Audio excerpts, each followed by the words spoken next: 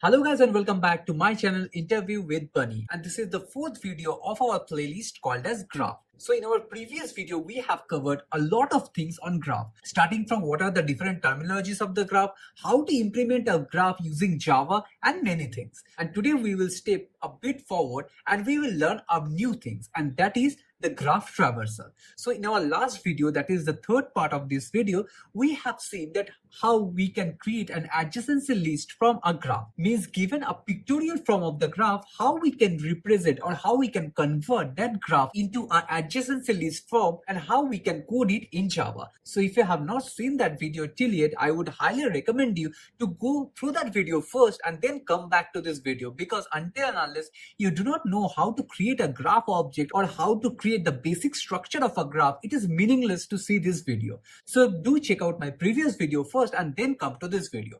Now, with the assumption that you have already gone through my previous video, let's proceed further with today's topic of graph traversal. So as I've told you in the last video, that graph traversal is the most important step for solving any problem on technical interview, because any problem that is given during the interview, you need to traverse between all the nodes of the graph to find your relevant answer. And for traversing, you need to know a logic or an algorithm to do so. And for that, we have two type of algorithm or two type of traversing logic. One is the breadth first algorithm and number two is the depth first algorithm. So today we will start with the first algorithm, that is the breadth first approach. So before going into the implementation or understanding how to implement the breadth first algorithm, let me tell you some basic point. So from our past video, we have already learned how to create a graph object in Java. Means we are now capable of converting any pictorial form of the graph into an adjacency list. So that was basically the first part or the first step to solve any problem on graph. And you can say that is actually learning the alphabets of an English language. Now we will go to the next step, that is the breadth first or the depth first traversal, which is nothing but learning the words on the English language. And that is why I was telling you that without learning this two traversal technique, it is not possible at all to solve any problem on the graph. So without wasting much time, let's first understand that how to traverse a graph using the BFS approach, and after that we will see how to implement that in our coding language. But before that, if you found this video useful, do not forget to subscribe to my channel and hit the bell icon so that you never miss an update from my side and you're always ready for your next interview. So let's start with this video. So given a graph something like this, now you can tell that this is nothing but an undirected, unweighted graph. So before we go into writing the code, let's first understand the algorithm, that how to implement it, and let's understand what we have to implement. So here if you see, this is normally a graph data structure, where you can see we have a graph that starts with a one-base indexing. And if you know, and if you have watched my previous video, you will be knowing that this is the adjacency list of this corresponding graph, which you can easily derive from this above graph. Now let's see how to implement this BFS traversal. So whenever someone is telling that you have to implement the BFS traversal or a level order traversal, you always remember that a BFS traversal and level order traversal both are same. They are just a synonym. So whether it's a graph or a tree, both are actually the same. Okay, so it's same whether it's a level order traversal or a BFS traversal. The algorithm will be more or less the same. So do not get confused. Now proceeding further, now one key point I want to let you know is that whenever is someone telling you to implement a BFS traversal or a level order traversal, the data structure that you should use to implement this algorithm is a queue data structure. So blindly remember, whenever you are trying to implement a BFS traversal or a level order traversal, whether it's a graph or a tree, you have to use the queue data structure. Means first in, first out. Means whichever the thing coming first will be going out of the queue first. So it's FIFO, means first in, first out. So the first point is clear, that both BFS and the level order traversing are the same. Number two, whenever someone is telling you to implement a BFS or a level order traversing, you have to use a queue data structure. Now, since we have understood these two key points, let's start with the implementation. Let's go to the next step. And the next step is whenever someone is asking you to implement the BFS traversal always remember they should give you the starting point of the traversal, because the output of both the BFS, DFS, level order, or whatever the traversing you call it, the output will differ if the source point changes. So the starting point or the source point is very important for any type of traversal. And now, since we are only focusing on the BFS or a level order traversal, we will talk about the BFS traversal only. Now let's assume we got the source of this traversal, and let's assume that the source of this BFS traversal or the starting point of the BFS traversal is your node 1, which means this one. So we'll assume that we will start our BFS traversal from this node, that is the starting point. Now let's see how we will do it. So as I was telling you, both the BFS traversal and the level order traversal are more or less the similar. We just use the breadth first traversal in terms of graph, and we use the level order traversal in case of tree. But the way we do the traversal or the way we do the search operation are practically the same. So let's do the breadth first traversal for this graph. So as the name suggests that it is a BFS or a level order traversal, so by hearing the name that is level order traversal, you can easily make an assumption that it is telling to traverse level by level. So let's see what it actually means. So giving the starting point or the source node of the level order traversal or the BFS algorithm to be the one for this graph, what we will do, we will mark this starting point as level 0. So this will be our level 0. Now keeping this node 1 as our starting node, we will see what are the nodes that are neighboring to it and what are a one distance apart from it. So here if you look carefully in our adjacency matrix, you can see the neighboring nodes for the node 1 are 2 and 5. So here in this case, it is this one and this one. And if you look carefully, this node 2 and 5 are one distance apart from this node 1. So it is at level 1. Similarly, in case of node 5, this is also one edge away from node 1. So this is also at level 1. So in this way, you have to find all the nodes that are one distance apart from the source node. So in this case, you can see both the node 2 and the 5 are at level 1. So this will be our level 1 of this graph. Similarly, for the node 3 and 4, you can see these two nodes are two distance or two edges apart from the starting node. So here you can see this is one edge and here is another edge. So it is two edge away from the starting node. So this node is at level 2. Similarly for node 4, this is also at level 2. So you can see for this graph, the level 0 is nothing but your starting node, that is node 1. Now the nodes that are present on the next level, that is on the level 1, are nothing but 2 and 5. Similarly, the node 3 and 4 are at level 2. So this is basically the level-wise traversal or the breadth-first traversal of a particular graph. And if we just list down all the nodes that are coming on the different level, you can see that the node 1 is at level 0.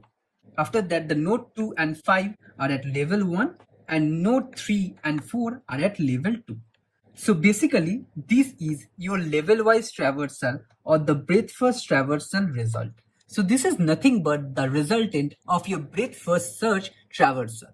So it's pretty simple, right? What you have to do, you have to just see that which is your starting point. We have to keep that as the level 0. After that, we have to see what are the neighboring nodes that are one distance apart from the starting node. Those will be your level 1. After that, we have to see what are the neighboring node to that node, which will be at the level 2 and so on. Now we will see actually how to implement this level order search or the level order traversing using the Java code. But before going into the Java code, let's first understand the algorithm, that how we should implement it. Because right now what we have understood for as a breadth first search algorithm is in a very layman's term. So we have to understand with the help of the different data structures that how can we achieve this resultant set. So before writing the code, let's first see with the help of an animation that how to implement this breadth first algorithm in detail. So to understand the breadth first search traversal, we will use this same graph. This is a one-base indexing graph where we have 5 vertices or the 5 nodes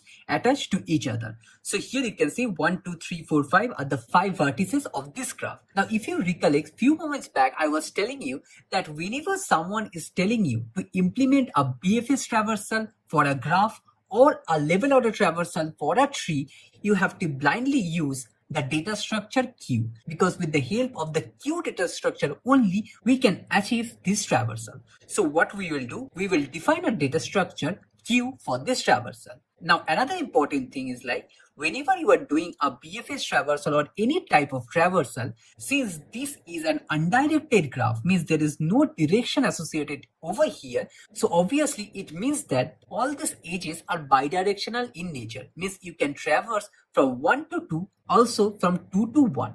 So to omit this thing so that we do not go into an infinite loop, we have to use a visited data structure. Let me clearly tell you why. So for example, here you have started your BFS traversal from the first node, that is node 1. And after that you go to the next level or the next neighboring node, that is node 2. Now node 2 also have the neighboring node as node 1, right? Because if you see the adjacency list for the node 2, you will see that the node 2 have also node 1 as its neighboring node. So there's a possibility that you will travel from node 1 to node 2 and again you will go back to node 1. And in this way you will go into an infinite loop and your program will never terminate and you will simply print 1 2 1 2 in this way. So to omit this infinite loop or infinite traversal among the different nodes and edges of a graph, if it is an undirected graph, what we will do, we will use an additional data structure called as visited list, which can be anything. It can be a list, it can be a hash set, it can be any data structure. We just need to store the value of the nodes that we have only visited. That is the only requirement for which we need this additional data structure. I think it is now clear that why we are using a queue and why we are using an additional data structure for maintaining this visited list. Now since we are done with the prerequisite of understanding this algorithm, let's now jump into the detail of how to implement it and let's see how easy it is to actually implement this traversal in code. So since this is a traversal, we already know that there should be a source for this traversal. So let's assume that the node 1 is the source for this traversal. So what we will do, we will simply put this node 1 in the queue data structure and we will mark it as visited. That's it. We are done with the first step of traversal and we have already traversed the first node, that is node 1. Now what we have to do? We have to do a series of similar steps. What is that? Let me tell you. We will first check that whether the queue is empty or not. So in this case, you can see the queue is not empty. We have a node 1 over here. So we'll ask whether the queue is empty or not. So the answer is no, the queue is not empty. So what we'll do, we will pop out the first element from the queue. So as you know, the queue acts in the FIFO mechanism, means the first in, first out. So obviously, since 1 is the first node that went inside, so it will be the first node that comes outside. So the 1 will come out and right now the queue is empty. So our first element or the current element is 1. Now what we have to do, we have to simply print this value in our resultant set. So here you can see the resultant is 1. We are just simply printing the value of this current node. So we are done with the second step. Now in the third step, what we have to do, we have to see what are the neighboring nodes for this current node. So if you look carefully, the neighboring nodes of this node 1 is 2 and 3.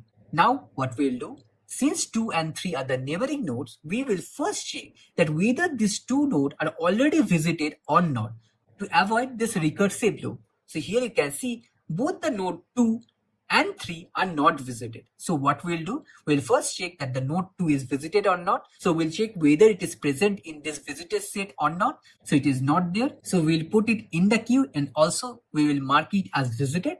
Similarly, for the node 3, we'll again check that whether it is present in the visited set or not. It is not present, means it is not visited. So we will put it in the queue and also we will put it in the visited set. And that's it. We are done with the first iteration of our algorithm. So we are completely done with traversing the node 1 of our graph.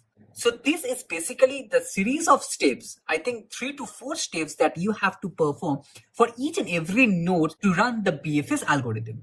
So we'll do for all the nodes so that it will be easy for you to understand one after the another. And I would request you that if you do not understand this algorithm in single go, do watch this section repeatedly till you are familiar with this process, because I'm telling you repeatedly that Until and unless you are not familiar with the BFS traversal and the DFS traversal, you cannot solve any problem on graph. So let's focus on iterating on different nodes of the graph present here, and let's get used to this algorithm. So again, in the next step, we'll see whether the queue is empty or not. So here you can see the queue is not empty. So we'll pop out the first node from the queue, that is node 2.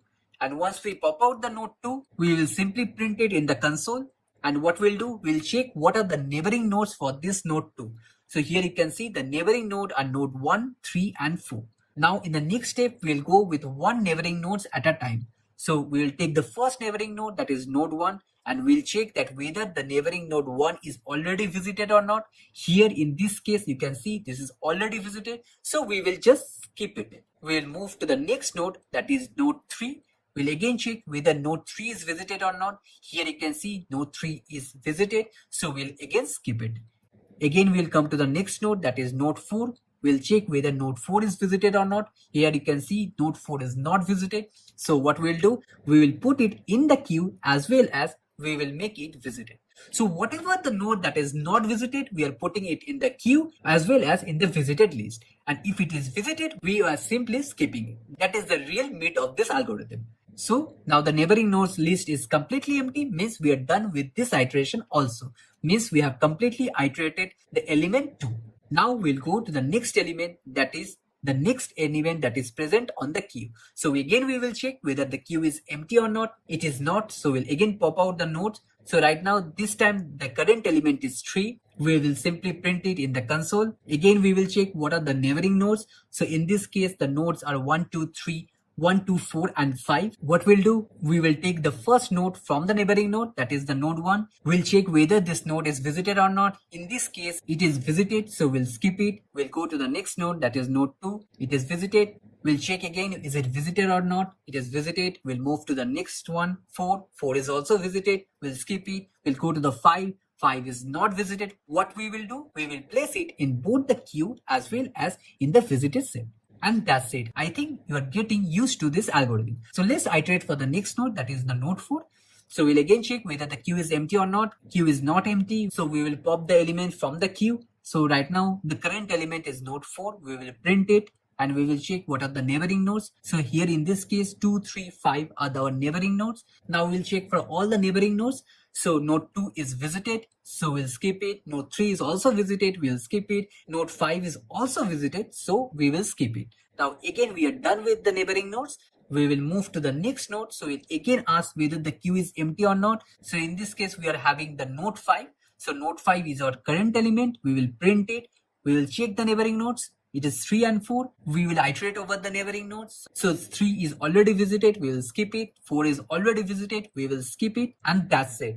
We are done with all the neighboring nodes of the node 5. Now we'll again ask the similar question that whether the queue is empty or not. And here in this step you can see the queue is empty. Means we are done with the algorithm.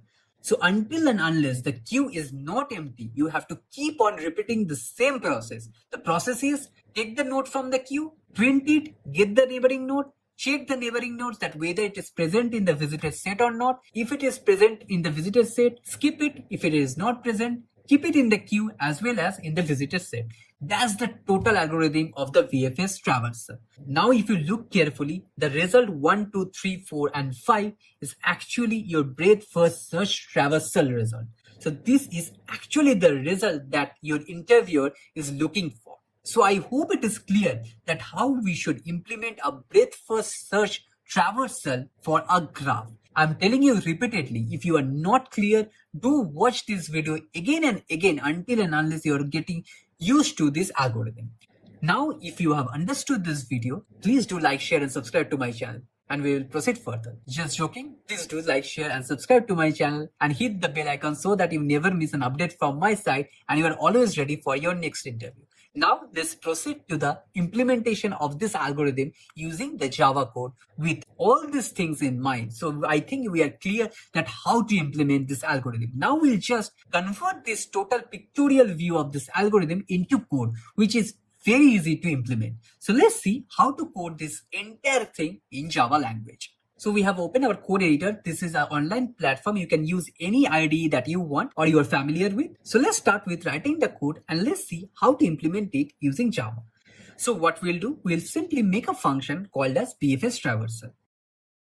And here we will pass two variables. One is the graph class that we have created. I hope you have already gone through my previous video, because without that also it is very difficult to understand that what are the contents within this graph data structure. So as of now, I will assume that you have already seen my previous video. So here what we are sending two parameters. One is this graph object and number two is the source vertex, means from which our traversal should start. Now, as I was telling you before, we need to declare two additional data structure. One is a queue for the traversing and another is a visited set. So let's first define those two. So what we'll do, we'll define a data structure called as queue, and we will declare a visited hash set. Now, if you remember, the first step that we have done in this traversal is once we got the source node, on the very first step, we have put it in the queue as well as in the visited set. We will do the same thing over here.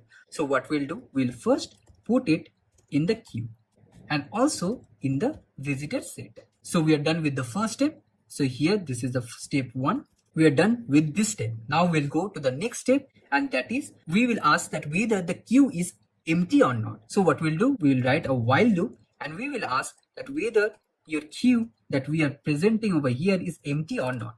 And if the queue is not empty, what we are doing, we are popping out the element from the queue and we are simply storing it in a variable. So we'll do the same thing over here. So we'll declare a variable called as current element and we will pop out the first element from the queue. So here we are done. Now if you remember what we are doing in the next step, we are simply printing the value of this current element. So here also we'll print the value of this current node over here.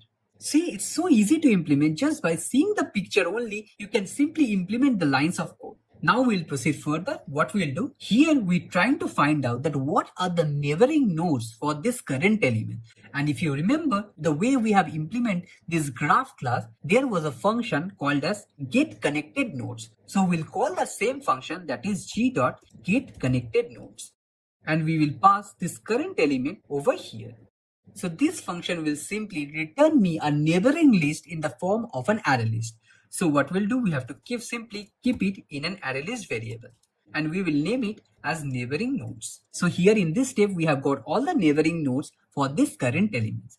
Now in the next step, what we are doing, we are simply iterating over each and every neighboring nodes that are present over here.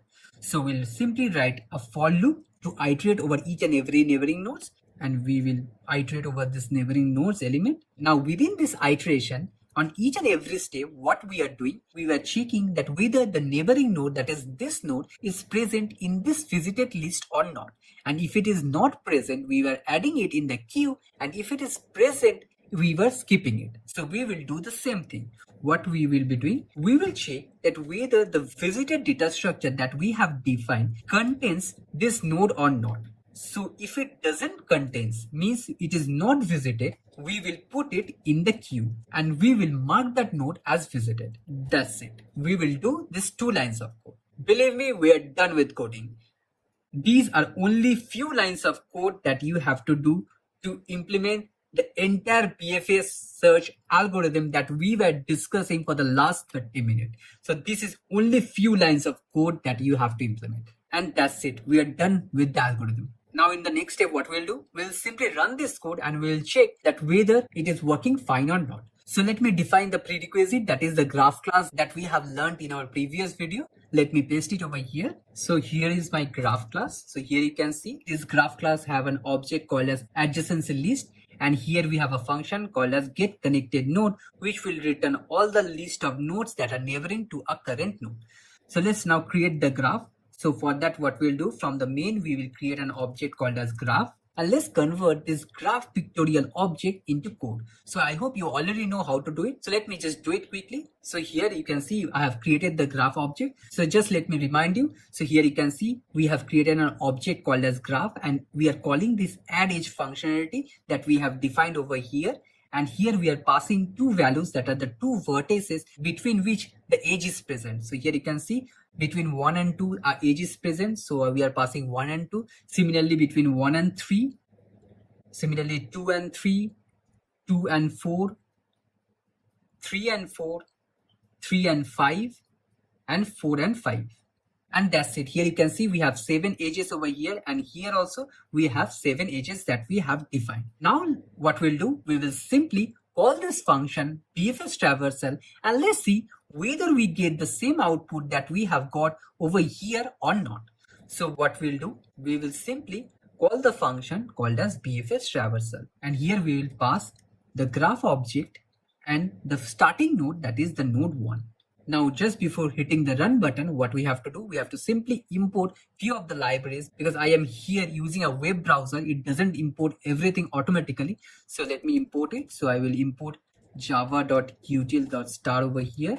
And one more thing, if you have noticed, this main is a static block. So we cannot call non-static function from a static block. So what we have to do, we have to also make this method as static. So we'll do it, and let's click on run. So here you can see there is an exception that we are getting, obviously because we have given this class as public. So let's remove it and let's click on run. And that's it. You can see we got the output, and it is 1, 2, 3, 4, 5. And here you can see our output was also 1, 2, 3, 4, 5. See, it is so simple to implement, and just by looking at the picture over here, we have implemented this entire algorithm in 2 to 3 minutes. So I hope you are completely clear with how to implement this BFS traversal for any graph. Now, wait a minute, I have to show you something more. There is a small bit of thing that you need to know before leaving this video. So that is, you have to know one concept of a graph. That is, there can be two types of graph. One is a connected graph and another is a disconnected graph. So let's understand that what does it mean. So we call a graph as a connected graph if from a particular node we can travel all the nodes of the graph. Means all the nodes are connected to each other. Then we call that graph as a connected. And if it is not possible, then we will call it as a disconnected graph. Let me give you a quick example. So for example, we have another vertex 6 over here. So here, though this is an entire graph structure, but here you can see this node 6 is away from this parent component. And there is no way we can traverse to node 6 from any of the node present on this main graph. So this is basically a disconnected graph. But if there is any edge that is present between 6 or any of the node, then the 6 become a part of the graph, and then we will call it as a connected graph. So I hope this is clear that what is the difference between connected graph and disconnected graph. But the question might arise that why I'm telling suddenly about the connected and the disconnected graph. So let me tell you why. So let's take an example. Our interviewer have given a question, something like this. Means this is a graph where there is a disconnected node that is 6. Now you are asked to implement the BFS traversal. Now try to do it at home using this technique and try to see whether you can reach the node 6 or not, or whether this node 6 will come to your answer or not. So the answer is no. By anyhow, you cannot get this node 6 in this answer list, because by anyhow, if you are starting from the source node as 1, you cannot reach the node 6. So your final answer will be wrong. Though you have done the entire traversal in a right way, and you have given all the answer in the sequential way, it is 1, 2, 3, 4 and 5, but you are missing the last node, that is the disconnected node. So to avoid that, what you have to do a small change in the code to achieve this. And I will show you